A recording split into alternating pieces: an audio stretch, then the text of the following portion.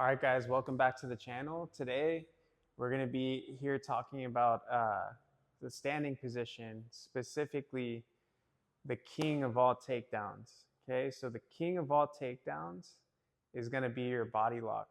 Okay, specifically from double underhooks. So, to give some perspective, okay, when you guys are first trying to learn takedowns, especially if you guys are just a hobbyist and you don't have any previous experience in either judo or wrestling, I'm a firm believer that the foundation of your takedowns should be more like Greco-Roman style takedowns, meaning like upper body, okay? And I think understanding how to manipulate the body as a whole, okay, teaches you the concepts like the principles of off balancing, okay, of just understanding how to connect the hips, understanding how to use your lower body to finish takedowns, okay? And I think the best place to start is the body lock. So if you guys are new to the standing position, start here, okay? Now, there's so many grips and ways we can clinch with our partner, but the most dominant grip we can possibly get is an underhook, okay? So if the underhook compared to things like the collar tie or the wrist, if the underhook is the strongest grip we can get, 2 underhooks makes this the strongest position we could possibly get to in the clinch. So today what I want to talk about is a little system from double underhooks, because I think if we're going to start our takedown journey, you should start at the end. What's the most dominant, most effective way I can take someone down while being energy efficient? Okay, and then from there, once I've established that foundation, we can start going back and talking about leg attacks, talking about trips, and all that. Okay, so let's get into it. The double underhooks. Okay, here, maybe I can get here countless ways, right? Most of the time, people are in a little bit more upright stance in jiu-jitsu. So what I do, to be honest, is I'll just keep my elbows tucked and I'll just crash into my partner and force an over-under position. Then from here, you look to off balance and try to get 2 underhooks. Okay, oftentimes it's that easy. Sometimes what I'll do if my training partner is a little spazzy, okay, they're grabbing my wrist, they're grabbing my neck, I'll go old school crash block into it like a high guard. Okay, I'll just step in here and then crowd my partner. Okay, it seems silly, but it works extremely well. If you just high guard it up and you crash into your partner's shoulder, okay, they're gonna, 9 times out of 10, I feel them reach for the collar tie, and that gives me access to double underhooks. Okay, also great, obviously, for self-defense, right? Your basic, right? If they throw punches, you crash block in, boom. Okay, now what is the first thing we're looking to do once we get double underhooks? The first thing we're looking to do is lock your hands. Okay, ideally I like to take an S grip because it's a little bit less strain on your forearms versus a gable grip. Okay, so S grip, and I'm trying to lock at the upper back. But we could almost expect every single time, especially if our partner's trained, they're going to pinch their elbows to their ribs and they're going to start scooting their butt back to put stress on the lock. Okay, maybe Nate's going to even be blocking my hips here. Okay, now from here, what I need to do is take an angle. Okay, so what I'm going to look to do is whatever side my partner's head on, I'm going to look to shuck to that side as if I'm going to the rear body lock here. So look at, as I shuffle my feet to the side, I'm going to shuck to the back here. Okay, now look, you're going to usually be met with 2 reactions. If your partner isn't as experienced, you might actually be able to shuck all the way to the back here, and then you guys can finish by hinging them forward. But with more experience, like kind of how Nate kind of fell into the position, you're going to land with your partner taking an overhook to block that pathway to the rear body lock. So I get my hands locked, he's scooting his butt back. I go to shuffle to the head side to shuck, and then Nate gets the overhook. So as soon as you guys feel this overhook, we need to be the ones to crowd the hips, okay? The biggest mistake I see when people go to the body lock is they reach chest forward. Okay, so the danger of that is if I shuck and I'm like this, Nate's gonna step in front and blast me here. Okay, so as soon as we feel that overhook, we need to close the distance with our hips here. We need to, I call it crowding the hips. So lead with your hips versus leading with your chest, so that we're the ones to take up the space, eliminate the threat of getting blasted with a throw. Okay, so first one here. Okay, his butt's back, shuffle to the head side, gonna shuck to the back. He closes off with the overhook, so I bring my hips in. Okay, now the key to finishing it. Everyone has like different ways of finishing the body lock. I feel like especially through teaching, I found that this is the most efficient way to show it.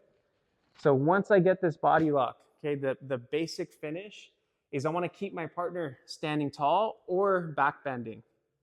So the first thing I'm going to do is I'm going to bring my hips in as I pull myself to Nate. So the big mistake I feel people do in the beginning is they pull their partner to them, okay? I don't want to pull my partner to me, so I don't want to pull them to me. I want to pull myself to them. Notice the difference what it does to Nate's posture. So this is me pulling Nate to me. This is me pulling myself to Nate. You see how at the same time I step my hips in here, okay? I step my hips in. Now, when I look to finish, I'm just gonna pop with my hips. My rear leg is gonna bump this leg forward as soon as his feet lift off the ground. And I'm gonna shelf it onto this rear leg. So hips in, okay, I'm following him, bump, here. Okay, and I let my partner down. So again, double underhooks. I shuck. He goes crowding the hips right away, pulling myself to Nate. He's on my hip, just a little pop, bump, step back, release my hand so he doesn't fall in the lock. Okay, that's your basic body lock. Now, what are we gonna run into when we go for this basic body lock? When you guys get here, most of the time what happens, so we wanna keep them upright, is they fold their chest down. So you're here, you're trying to bring the hips in, and they're heavy, right? So as soon as I feel the chest forward, what I'm gonna do is I'm gonna step in front and I'm gonna scoop this leg out here, okay? Now the biggest tell with that one is when you go to lift, they're heavy, the chest is forward. The mechanics of that is all, I go to lift, I can't. It's all in this step and then watch me pull that leg. Boom, right there. Step, pull. Step, pull, intercept this. Right here. If you guys want a reference with that one, Marab is really good against doing that against the fence, right? He'll be here on a body lock. He'll be kneeing, he'll step, pull them off the cage, and then he'll drag them to the ground. So you guys can see that. But I find it just as effective if you do it in the open when your partner reacts by chest forward, okay? So now, what's the other reaction? The other reaction is, as soon as I get to the side, not only does Nate hinge forward, but he steps back with that leg, okay? Because maybe he's trying to create space to get this underhook, get the right underhook here, okay? So as soon as I feel separation from our hips, like he steps back, as soon as he steps back, I need to fill that gap with my hips, so I take a penetration step to connect the hips. Now from here, some people call this a power twist. It's like kind of like somewhere in between a hip toss, kind of like the old man Uchimata we made a video about. Look, once I close that distance with our hips, I'm gonna rotate and chase the base leg here, okay? So again, as soon as I get here, he steps back, penetration step, connect the hips, okay? And the key here is look at this twist here, and I chase the base leg. Twist and chase the base leg, and you'll land in a nice half guard with the arm completely wrapped around your partner's hips, okay? So that's the king of all takedowns, guys, the body lock. How do we train that? A while ago, we posted a video about how the key to evolving your jiu-jitsu is building wrestling skills. People were going crazy in the comments. Oh, when you're old, you can't train takedowns. Look at that guy, he's young. And yeah, it's true. I'm 30 years old. I grew up wrestling and doing jiu-jitsu. I understand I'm biased. But we run an academy here.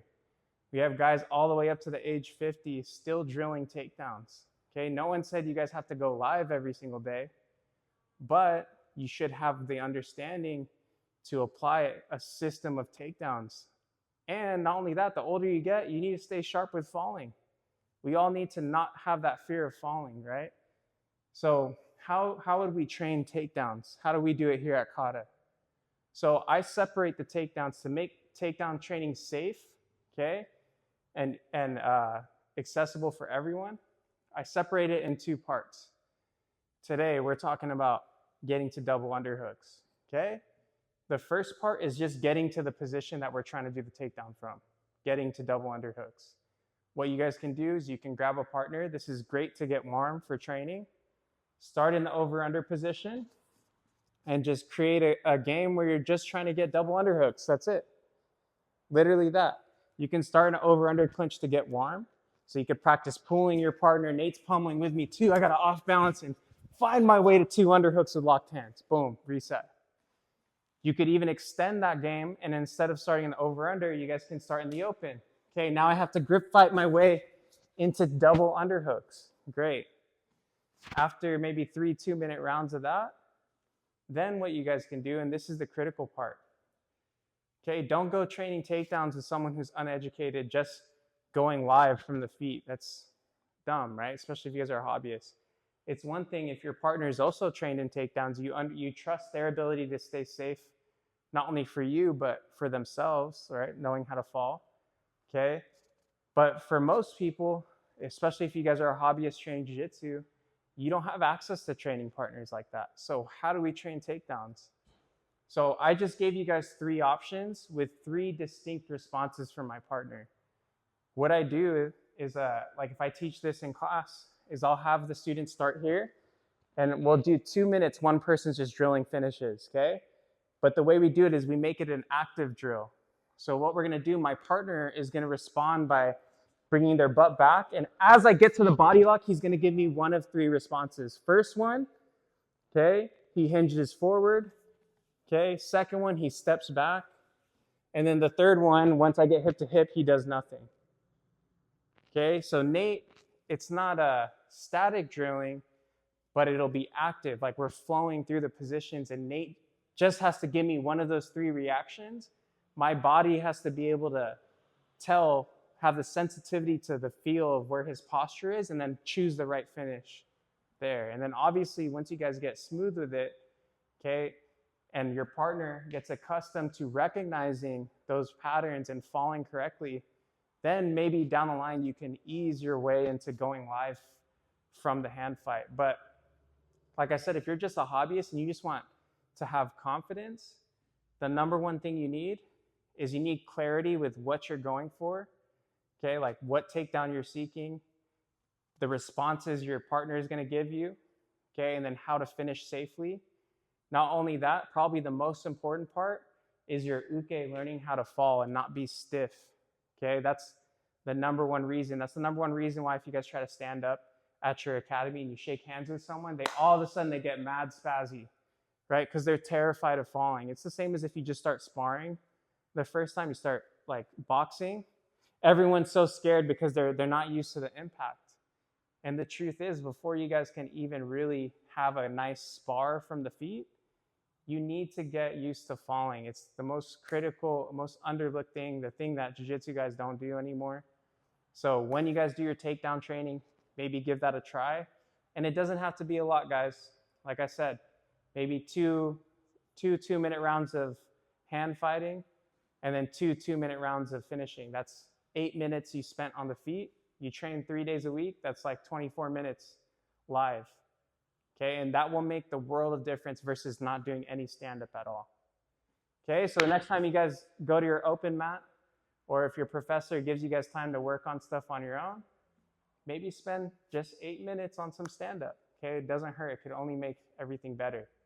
Okay, guys, so that's the king of all takedowns, double underhooks, the body lock. This is part 1. Make sure to stay tuned for part 2, which we should be dropping on a Friday. Okay, what we're gonna be looking for, or what we're gonna be talking about is if we can't get the hands locked, what options open up from there. All right, guys, as always, please like and subscribe to support us in our channel. Leave us a comment, let us know what you guys think of the system. and share with a friend. All right, guys, thank you.